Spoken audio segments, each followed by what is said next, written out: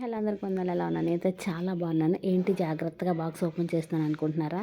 ఈ బాక్స్ మా అమ్మ వాళ్ళ ఇంటి దగ్గర నుంచి తెచ్చుకున్నానండి. ఏంటంటే ఇది చేస్తూ చెప్తాను. ఇవి శంకు ఫ్లవర్స్ తమ్ముడు పొలాల్లో తీసుకొచ్చి జాగ్రత్తగా నీడ నారబెట్టి డ్రై ఫ్లవర్స్ లాగా చేసి ఇచ్చాడనమాట.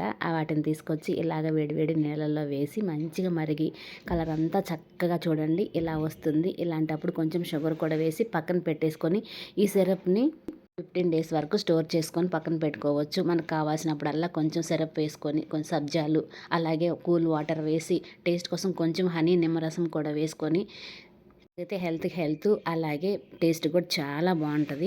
అప్పుడే తాటి ముంజలు వచ్చినాయి. తాటి ముంజలు కూడా సన్నగా కట్ చేసి వేసాను. ఎంత టేస్ట్గా ఉందో పిల్లలకైతే భలే నచ్చినాయి.